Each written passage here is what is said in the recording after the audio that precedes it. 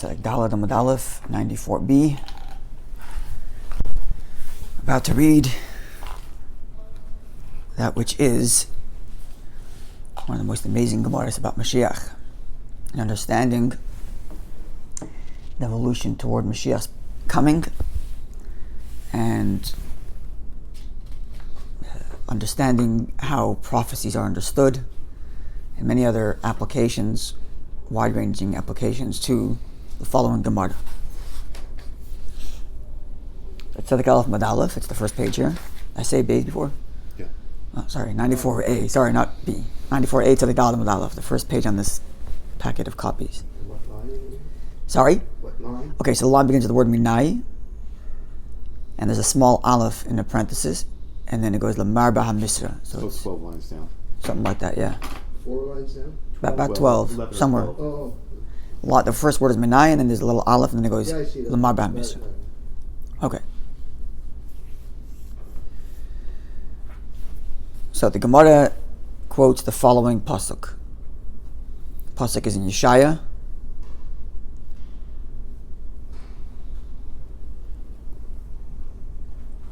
And the pasuk is like this: Lamar baha misra u'l'shalom ein kates v'gomer.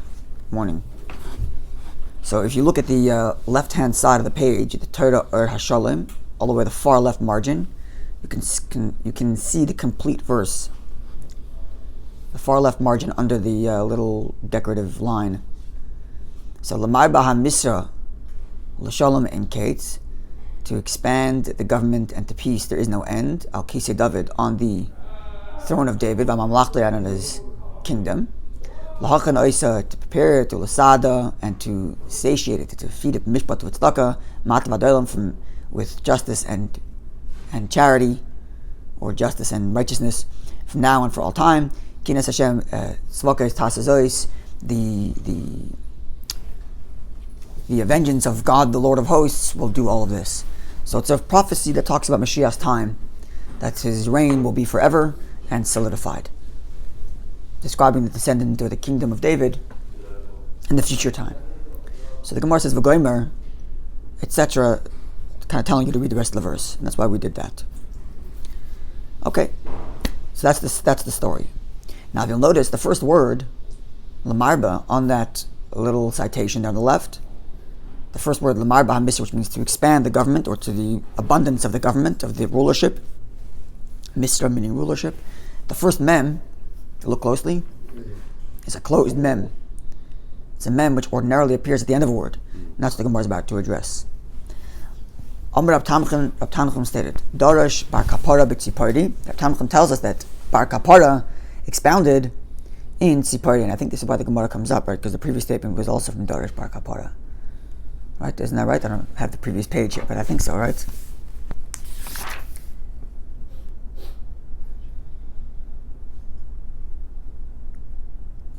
Wasn't there a statement from Bar Kapara earlier?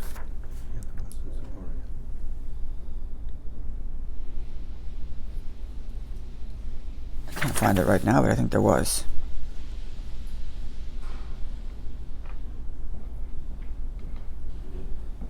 At any rate, so Dorish Bar Kapari b'Tzipardi, Bar Kapari expounded, explaining this verse in Tzipardi. He says, why is it that the mem in the middle of every word in all of Torah and all of Scripture is open? Meaning to say, the mem isn't a full square box. It's open in the bottom left corner where the left wall does not touch the bottom base. That's how mems ordinarily are in the middle of a word. But this one, the first mem of the word marba, what the mem of the word marba, is Sosim was closed. So what's the story? Something was open and it was a close. In other words, an opportunity that was open and a closed opportunity. The expressionism works in English too, like a closed opportunity. So what was the closed opportunity? Explains Bar Kapara, and this is unbelievable. In a sense, it's really unbelievable. Because Shekadosh Baruch Hu lases Chizkiyahu Mashiach, God wanted to make Chizkiyahu Mashiach, wanted to make a Mashiach.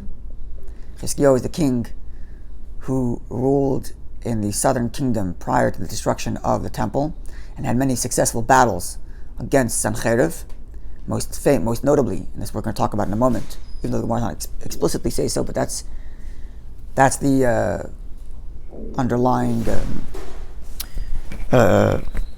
issue here, as Rashi points to us. Good morning. Most notably is the night of Pesach, when the Sanhedrin and Asher, their camp, was camped out, and I think the one up here is missing, but the Sanhedrin's army was camped out outside of the camp of outside of Jerusalem, and they're about to attack the next day, and an angel came and wiped them all out during the night.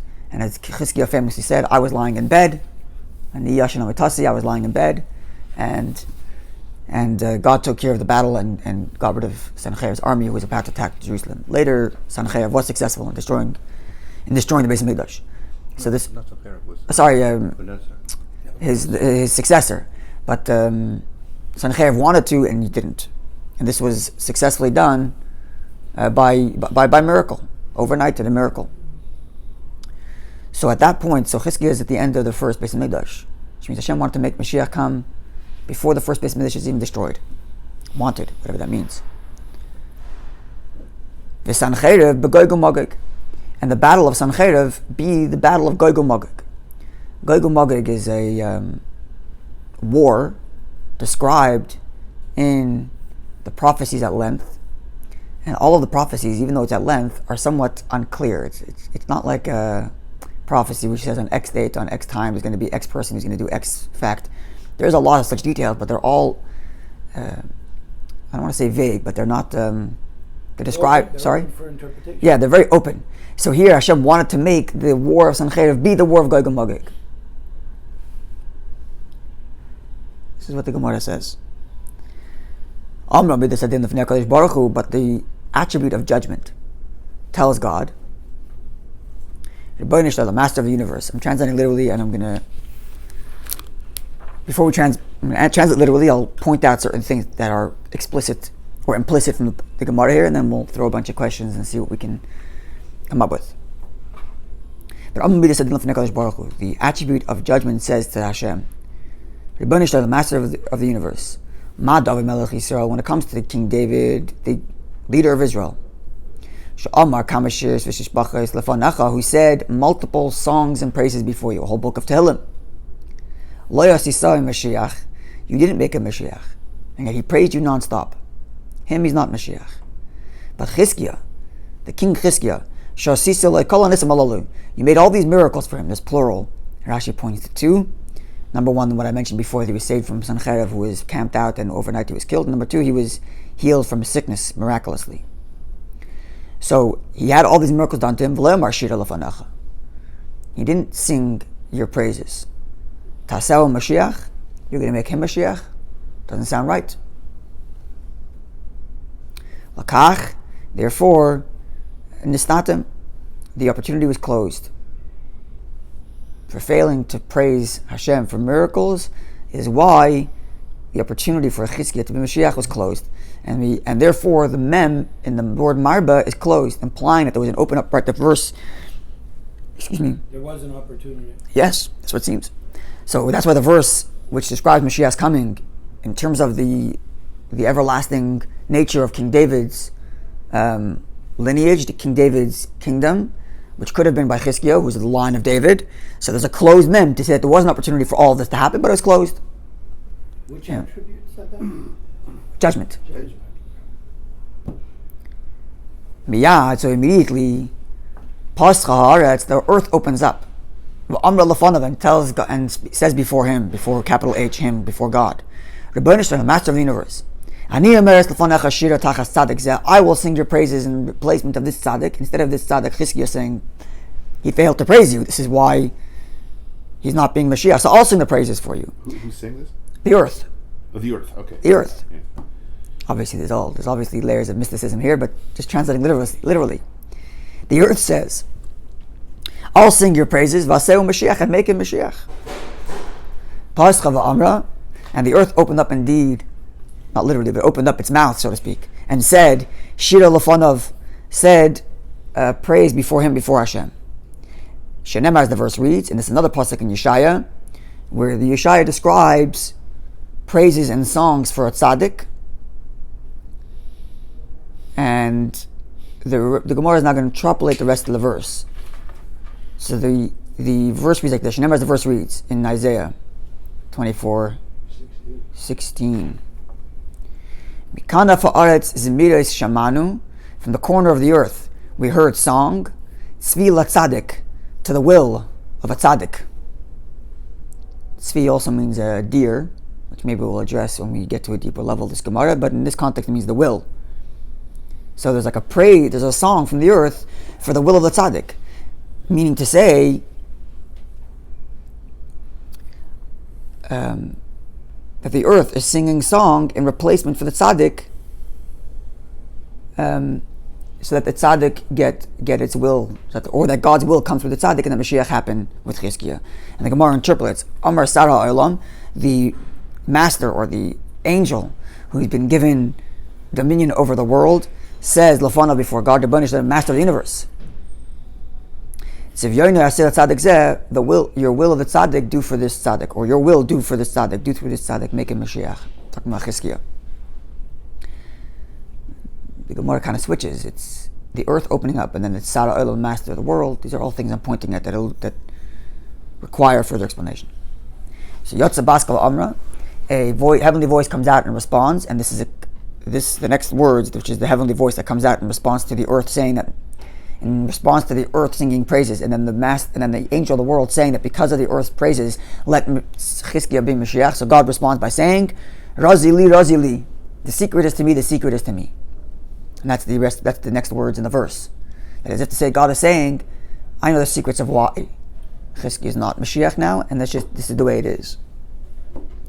Amar Navi, so the prophet Isaiah says, Oili, woe unto me, which is the next words of the verse. So kind of the Gemara is interpolating the verse to say who's speaking each line. You can look on the left at Terah Rashon, you can see the whole verse there. Ad Masai, and then the Gemara kind of explains what the prophet means when he says woe unto me, is Ad Masai, till when? How long is this going to last? So we just had an opportunity and we lost it. So how long? When's the next opportunity coming around?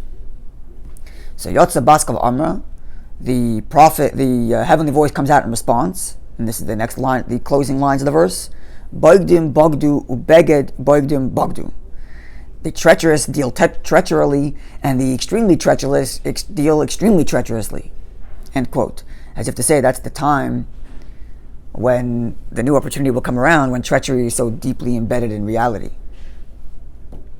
Amar Rava states, Itim Rabbi Yitzchak, and others say it was Rabbi Yitzchak, which explain what this means. There has to be layers of treachery. Ada'asu bezuzi, ubezuzi bezuzi. This next opportunity is going to come when there are those who loot Israel, and those who have looted Israel will then get looted by other people. As if there's layers and layers of the land of Eretz Yisrael being overtaken by foreign powers, that the foreign power which takes over Israel is taken over by another foreign power. So it's layers of treachery. Okay. Is he predicting that Israel will be... Sure, this is the prophecy of...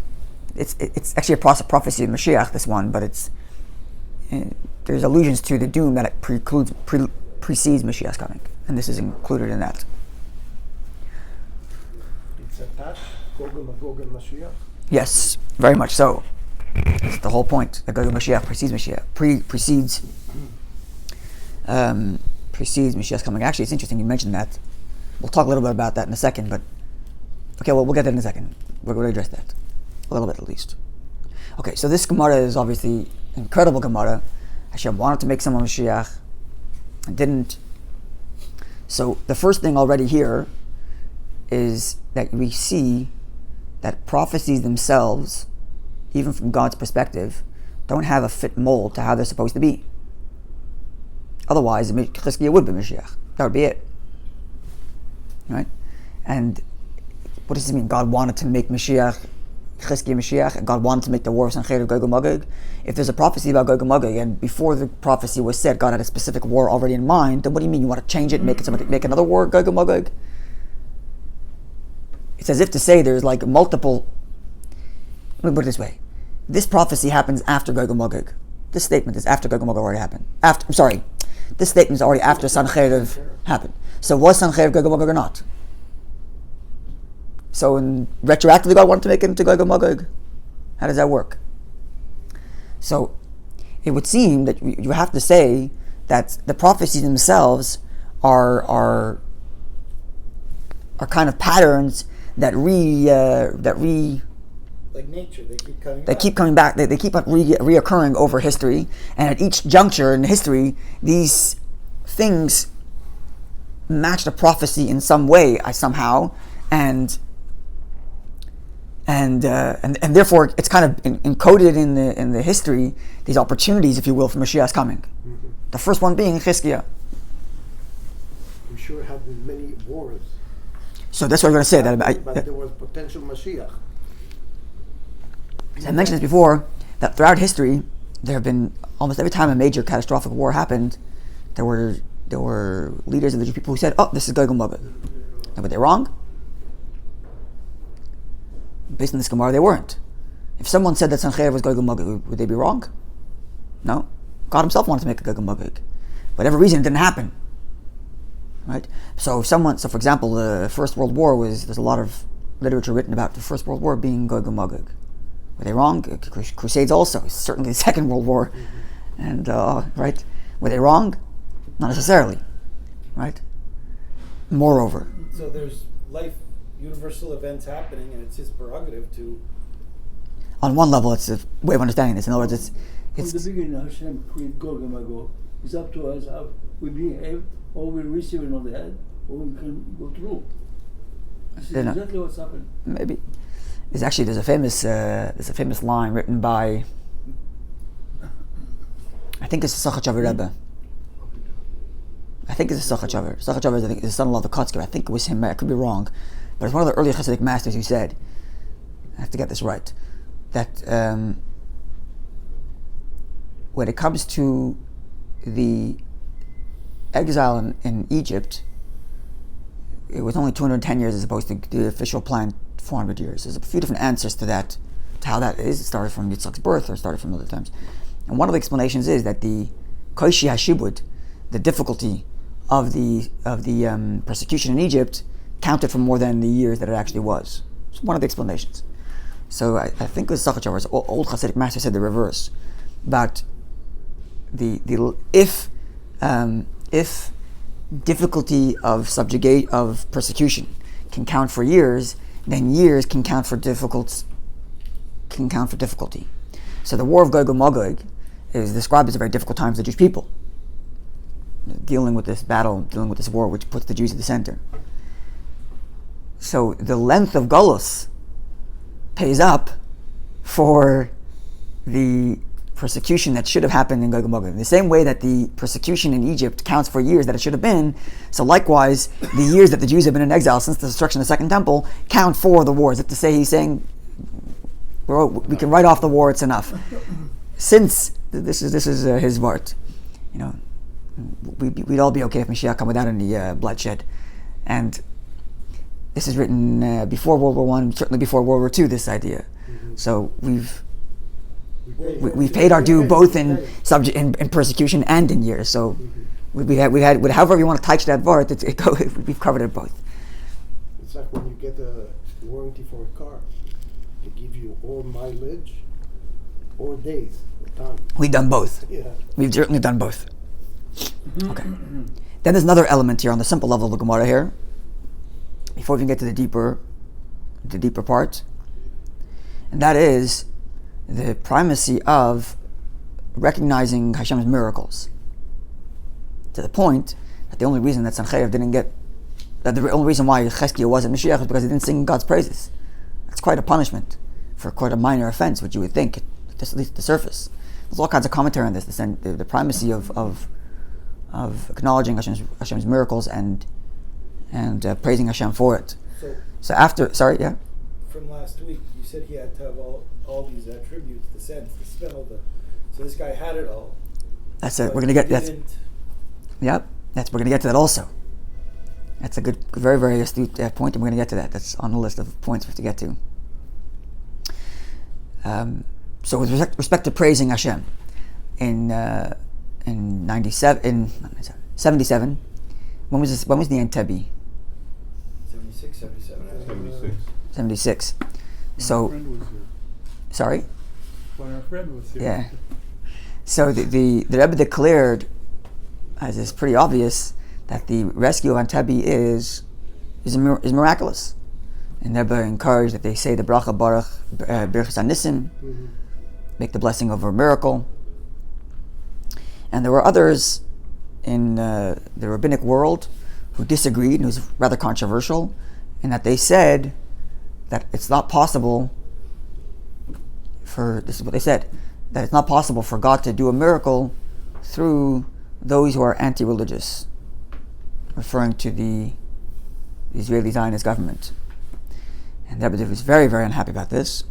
And there's a talk, Simchas Torah, where the Rebbe talks about this at length, and it was like you can get all fancy with your explanations, but if a Jew who came off that plane, who did business in Entebbe, and it's a possibility because Entebbe afterwards opened up and whatever, and he traveled back there for business, and he came to you with a question and said, Rabbi, do I have to make a blessing when you the halacha is that when you go to a place where a miracle happened to you, you say, blesses God our Lord who may give a miracle in this place. When you tell him he doesn't have to make a bracha, and when you tell him that if he made a bracha it would be a wasted bracha. Furthermore, the Rebbe said, we all know that Hashem is the one who heals, and doctors are Hashem's agents. So if you're going to tell me that God cannot choose those who are secular to perform his miracles, so if someone came to you and said, Rabbi, there's a doctor who's religious, but he's not that good, not that much of an expert. In halacha, there's differences between expert doctor and not expert doctor. And he said, but there's an expert who is not religious, and this expert is an arrogant doctor, and that he thinks that God, he doesn't have this idea of God performing miracles through him. He's an expert doctor, and I can fix the world. I fix people's problems, and he charges a premium. So if this religious Jew goes and pays the doctor a premium, it's going to further solidify his sense of, I am worthy of fixing, and it's me who gets things done. Are you going to advise your congregant not to go to that doctor? Because God can't perform miracles through the one who's arrogant and thinks that he does it himself? Obviously not. So why would it be different here with the story of Entebbe? And then the Rebbe quoted this Gemara, or first quoted this Gemara, in saying that on the importance of recognizing Hashem's miracles. It's not just a matter of, besides the halachic issues it's described, but also on a cosmic level, as it were. It's important that we recognize Hashem's miracles as part of the leading to Mashiach's coming. Point number 2. Does that leave Hiskyu? That's not what the Rebbe said. He failed to praise, which is why they were saying we shouldn't fail the same way. Okay, so the Rebbe was in a sense being critical of. The Gemara is critical. Yeah. The Gemara is critical of Chizkiah. Well, the Malach of Judgment was critical, right? I mean, the Gemara is quoting the. Yeah, the Malach of Judgment but God agrees, right? Mashiach doesn't come; it's a closed opportunity. Right. And in other words, the lesson for us is not to close such opportunities, and when there's miracles, to recognize them and praise Hashem for it. Right, but for the angel of judgment coming along, maybe God would have allowed to go. You know what I mean? Maybe let would have. Okay, you didn't sing my praises. I still want to make you worship. Yeah. He had to be reminded. But I'm on that side of the team. I'm with you. Apparently, you don't get a pass on this. Yeah. Then they get to the third thing, and this will address what you said here about the fact that if Chizkiah was ready to be Mashiach, that means in his world Mashiach already existed, because he already had all this insight, all the things described about Mashiach and the prophecy and the sense of smell and the connection to these very deep levels of divine truth. Means he already had all these things. Otherwise, he couldn't have done it. Right? Which means, in essence, that it points to the Hasidic version of Mashiach, if you will, that the state of Mashiach's being already exists. It's just a question of you being capable of seeing it. Because Chizkiah was capable. And the level of Torah at this time. Sorry? So that maybe the people weren't ready for it. But the people knew they were studying, right? Studying Torah is one thing. Yeah. People study Torah, but having an insight into the level of Mashiach and the godly, seeing this world, like the Ram describes, that the world is covered with the knowledge of God. You look at the table, and you don't see a table, you see Hashem's truth. That's a truism even now. Mm-hmm. It's just a question of me and you being able to see it, which would mean that someone like Chizkiah did see it, right? Which would mean that, in theory at least, there's the possibility of tapping into a Mashiach-like state, even if it didn't happen yet. Which is why Chizkiah was already there, It didn't exist, and it didn't happen. Furthermore, according to science, if you take a piece of the table and put it in a microscope, you're going to see energy.